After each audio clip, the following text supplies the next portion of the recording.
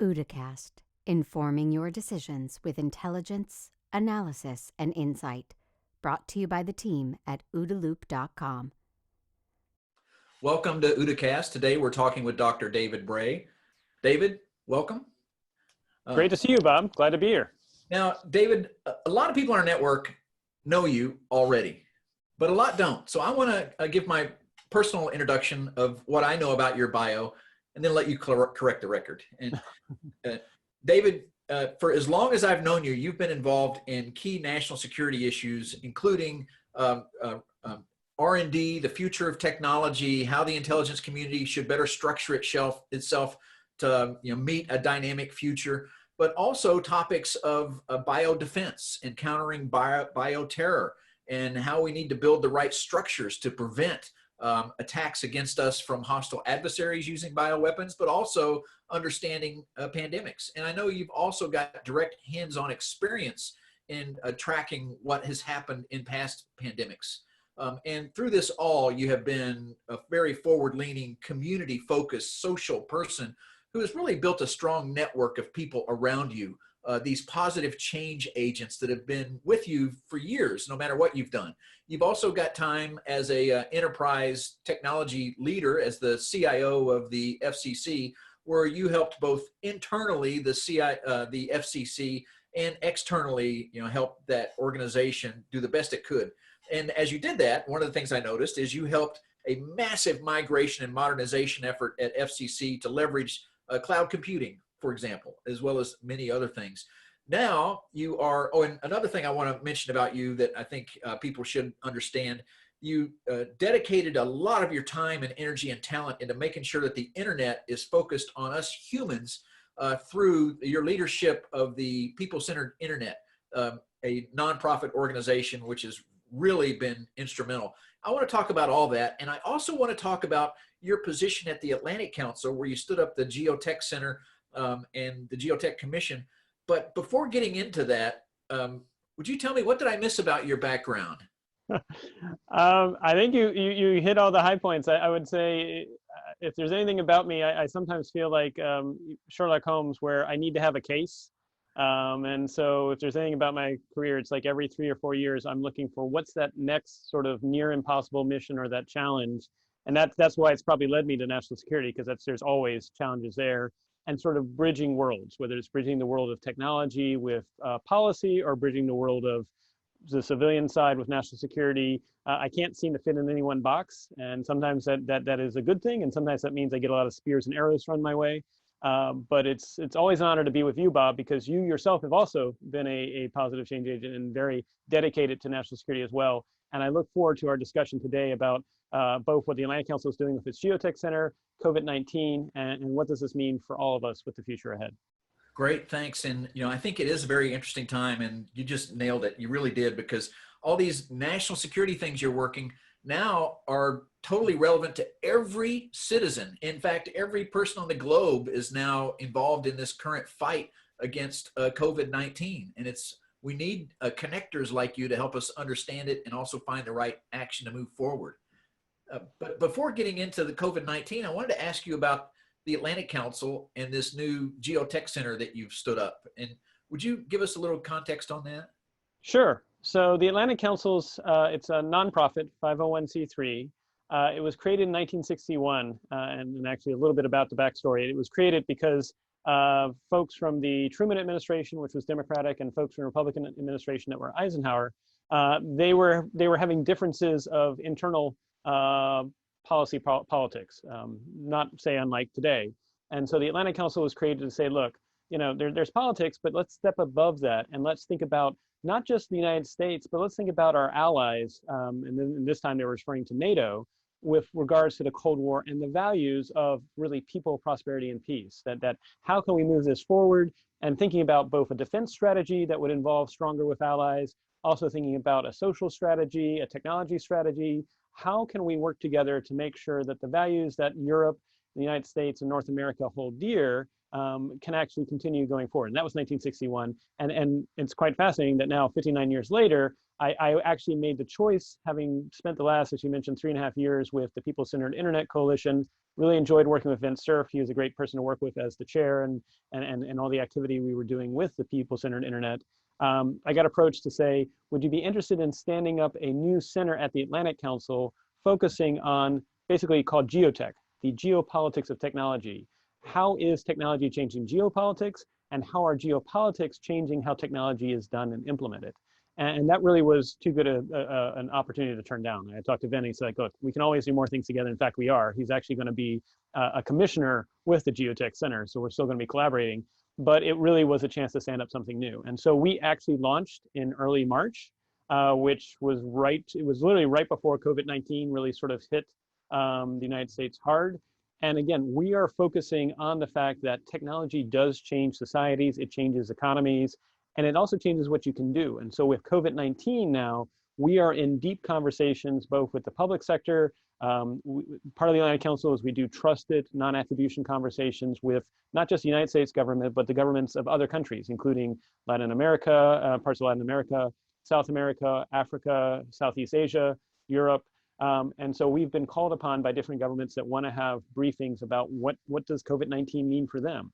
And then also behind the scenes, deep action with the private sector about what they can do to mobilize to support the actions of the public sector, especially with COVID-19, because from 1960 onwards, up until now, all the data has shown societies that are more open, societies that do separate their private sector from their public sectors, in other words, less autocratic societies, generally, in fact, they always have responded better to crises in the long run. I hope COVID-19 is not the one that disproves the case, that autocratic societies that don't separate their private sector and public sector can mobilize faster. But that's incumbent upon us, not just in the United States, but with our allies around the world, to show that those countries that are open can work between their private and their public sectors to mobilize, because the only way to get through COVID-19 is to get through it together. Right, thanks, good context. And it's good context on the Geotech Center. And now I wonder, your charter was to cover many topics, and this must be dominating your time. Are you also still paying attention to these other subjects of artificial intelligence and what that's going to do for humanity, for example?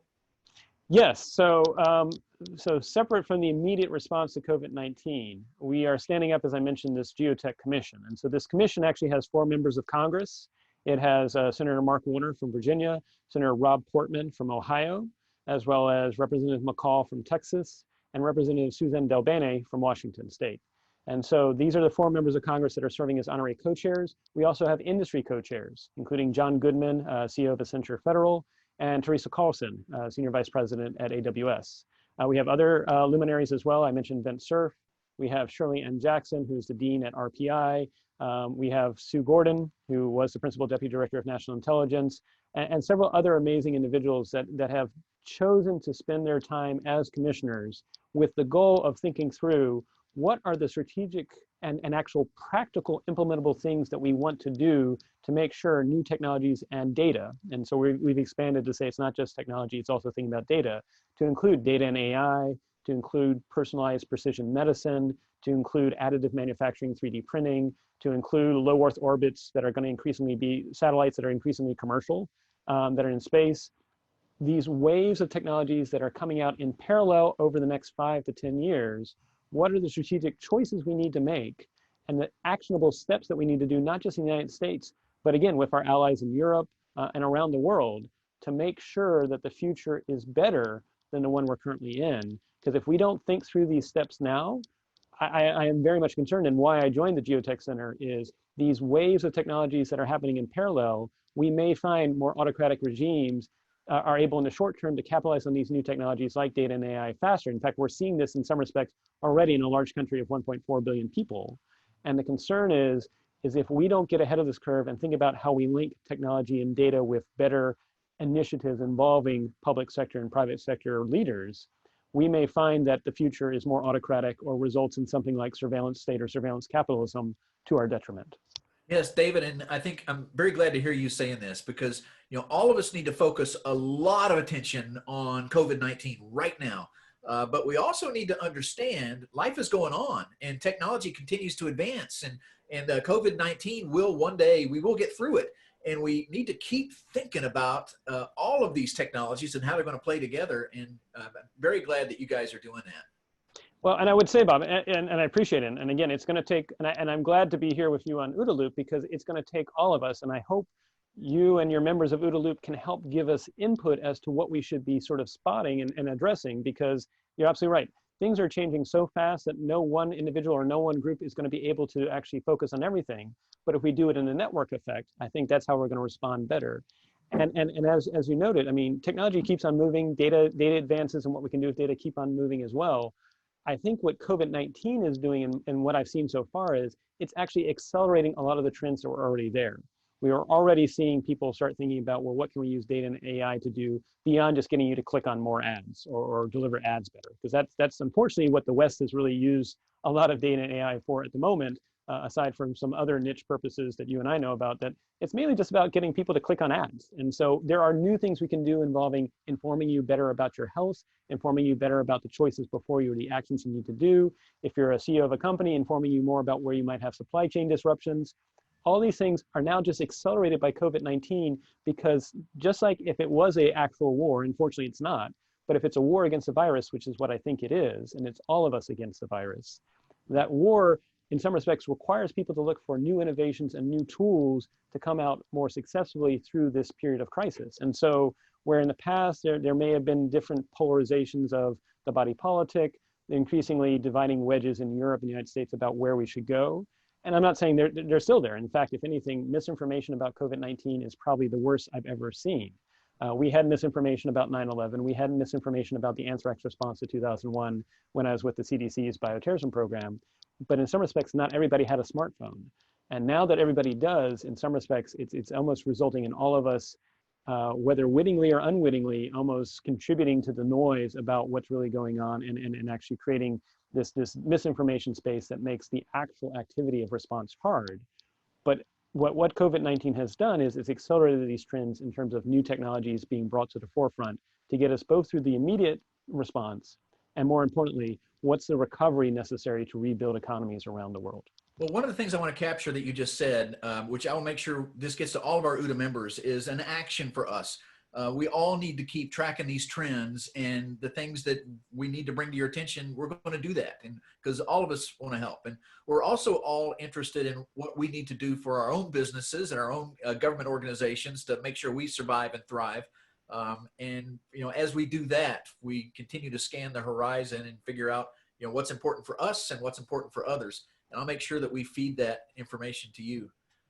I have a kind of a related point, and I have a feeling that I know how you would answer this, but I just want to get your views on it. And that is, many people are saying this COVID-19 crisis is a black swan event, unpredictable. No one could have seen this coming. We have no experience with this, and it was a total surprise. And I'm not just hearing that from a few people. I'm hearing it from lots of people, experienced professional journalists, politicians. I'm not hearing that from business leaders, by the way. Business leaders seem to have been very savvy and aware of this. And then there's, one article, the headline was something like the greatest intelligence failure in United States history is the COVID-19 crisis. What are your views on that? Yes. So yes, we were talking a little bit earlier about the challenges of making sense of everything that's going on, and how, if anything, with COVID-19, there's a whole lot of misinformation. And I think in this case, if I could bridge those that are saying that with what at least I've seen and what I actually know, is maybe what they're trying to say is this was a low probability, high consequence event that nobody could predict when it might happen. But it's very specific to say when it might happen, because I think a lot of us with public health community involving CDC, again, we had a bioterrorism preparedness response program for a reason, but also with the national security and intelligence community, we knew it was only a matter of time when a low probability event would happen. The challenge, of course, being identifying when it might occur. And so from my own experiences, for example, we were created with the Bioterrorism Preparedness Response Program. I joined in November of 2000.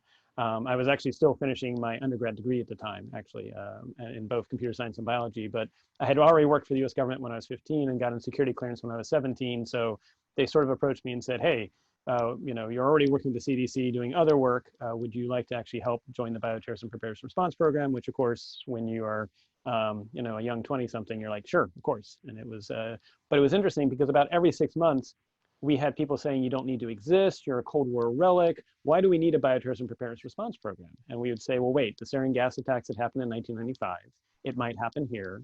And then similarly, we were actually paying the former Soviet republics to disarm, and we discovered that they had things they called were plague labs that were really stockpiling smallpox, unfortunately, because it was a natural pathogen with a mortality rate of about 30%, which is fortunately not anything what COVID-19 is.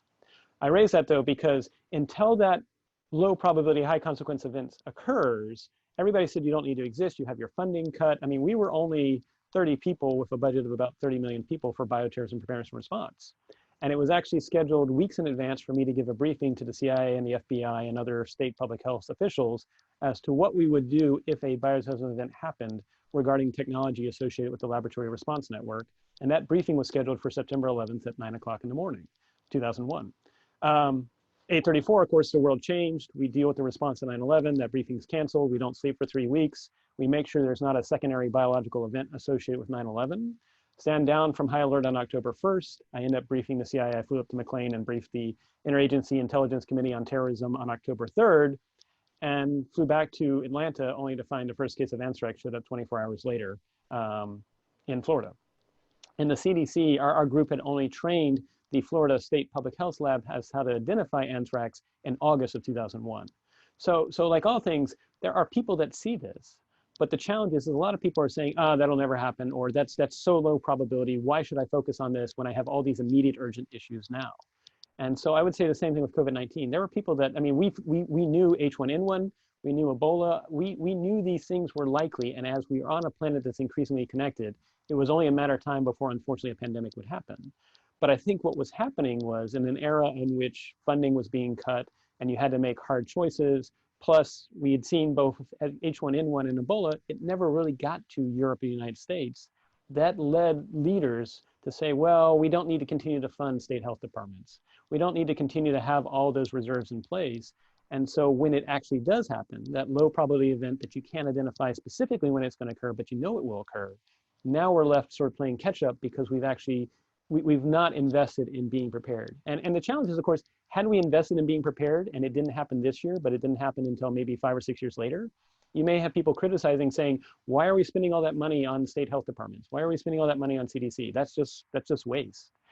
And right. Why did you buy 100 million respirators and right. All these other things? Why are you investing in that? And yeah. I think that's very well put, David. I think it really is. And it applies to so many other domains too.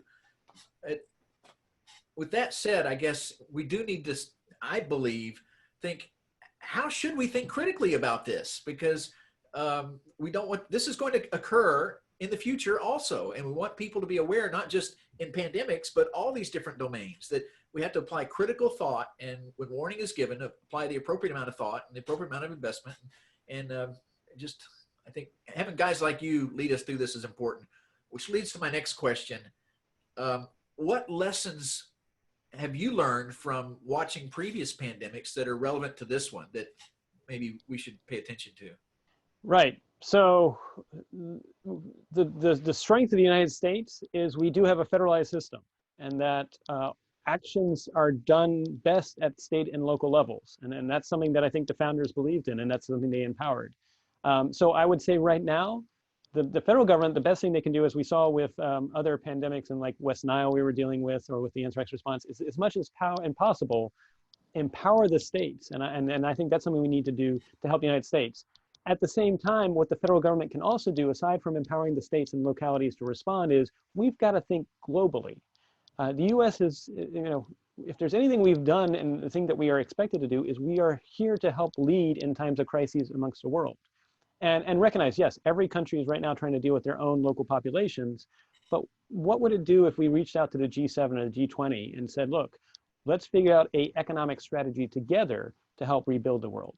And again, we can each keep on doing our own individual nation state actions, but if we show it as strengths together, I guarantee that'll probably uplift markets and actually restore some confidence that we're going to get through this. I think right now, a lot of the panic is simply, people feeling like there is no world strategy. And so in the absence of a world strategy, investors are very concerned. So I raised that because I think what I saw with SARS is, again, it never really got to the United States, but you saw markets tank in Southeast Asia, and it only came back. And in fact, we actually got approached, I can't name the companies, but we got approached by companies that approached the CDC afterwards saying, we would pay the federal government to prevent a future SARS. And the trouble is, we said, aside from receiving money through taxes, we don't know how to receive your money. And then two, we can't guarantee 100% that there's never going to be something like this. But I think we need to show both empowerment of the state and local edge to respond. Since the president has declared the National Defense Act, it would be very interesting if the National Guard and or the military could help with mobilizing ventilators that are not being used in some places of the country right now to help those places, say New York City or California, that need them, with the idea that if they're needed back where they were originally from later, they can be brought back. But we need to start working both in terms of empowering the edge, working across the nation, and then also thinking about what we do on the world stage. Great, thanks. I also noticed that you have been writing, and the rest of your team has been writing a lot about lessons that organizations should consider for their own survival. How do they survive and thrive in this period so they're ready to come back when the pandemic passes? And can you share any insights there for us? Sure. Yeah. So it was a collaboration with Jason Wang. I want to give a shout out to him of Cypress Advisors. He had seen the response to SARS from a perspective of an investor, and I had obviously been with the Bioterrorism Preparedness Response Program. And we're really recommending people to recognize, you first need to assess, where are you at risk? Make sure you actually increase your liquidity, because you're going to need to be able to pivot and adjust. So increase your ability to be adjustable. What I use the phrase is semper gumby in these times of challenge. And then don't look at the crisis as simply being a negative. You're hired or you're brought in or you found a company because you are willing to take risk, and you're expected to be someone that is willing to take informed risk. If you're risk averse in the middle of a crisis, that is a self-fulfilling prophecy. So look at, it's worth noting that the word crisis in Mandarin is the same word as pivot point or opportunity. And so, think about how this is an opportunity to reshape how you do business. I would say the same is true for nations too. I mean, this is, if anything, it might actually be where we all can take this moment. Obviously, yes, immediately have to deal with the response and help save lives, but then sort of say, what were things that maybe we weren't doing right before the crisis, or things that weren't the best of our line of business, or the things that we should have been focusing on? How can we pivot and adjust them now that the world has changed? I mean, now that things like you and I are talking via video, I've already seen companies like Home Depot where you can actually schedule in advance your order, and then you actually show up and have it ready for you right away, as opposed to wandering the large store trying to find it. I mean, that's a massive improvement that hopefully people will keep on doing even post-COVID-19 as a better service delivery. So companies can look at this as, yes, it's challenging. Yes, you got to assess your risk, increase your liquidity. You may have to make some cuts here and there. But it's also an opportunity to rethink your business model, not just for the immediate COVID-19 response, but for the new world involving all these new technologies, the future of work, and how we work, I really think, in a distributed fashion where we're working online more and we're working in a more net-centric way. David, that helps a lot. And I wanted to say, not only will we be sharing this video broadly, but I'll share a link to that report you just did broadly, because it has a lot of insightful commentary and advice. And also, I want to transition to the second part of our discussion. Let's wrap this up on pandemics now. I wanted to ask, do you have any concluding thoughts for us, actions that people should take to stay safe, or to protect their company, or to protect the nation, that you want to leave us with? Sure. I think just two real quick. I mean, first, we all have a social responsibility to try and do actions that help put the community less at risk.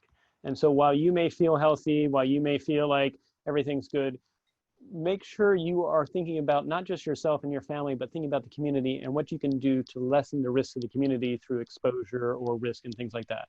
And then the second is the second step of that, which is, okay, so reduce risk, both for yourself and the community, but then also think about what you can do differently to make sure the community is resilient and stronger as a result of this. Again, I was talking about the strength of the United States as empowering the state and local edges. Yes, maybe we can't get physically together to do things like volunteer efforts at the moment, but we can at least maybe reach out and say, to your neighbors and say, you know, if you want, I'm going to be going to pick, maybe you have some elderly neighbors, I'm going to be picking up some groceries. If you want, I can you can call them and say, or email them, I'll pick up some groceries for you if you want, and I can leave them outside your door. Other things like call me anytime if you need help with getting to a hospital or something like that. I think if anything, we need to get to know our localities better, our neighborhoods better, because we will get through this as a whole if we work together on this. And I just want to make sure that's something that we do, not just in the United States, but around the world, because I've seen what happens with pandemics and with bioterrorism response and emergency responses. People sometimes give in to fear, and that results in selfishness. And what we need to do is make sure we don't give into that fear, and we start thinking about selflessnesses. And we need to obviously protect our families, but what can we do about the greater community as a whole too? Great. Thanks, David. I think that's a great way to end this segment. We'll have you back for a next segment where we'll talk about the future of technology, the future of international relations, geopolitics, intelligence, counterintelligence, and all those dimensions of this crisis. So thanks, David. Thank you, Bob. Now, David, I'm actually going to end this now, and I'm going to email you a brand new link to click on for the next one. Is that okay? Sounds good. All right. I will pull up my Gmail now. Thanks for listening to this OODA Loop production. For the latest analysis on cybersecurity, technology, and global risks, please visit www.oodaloop.com.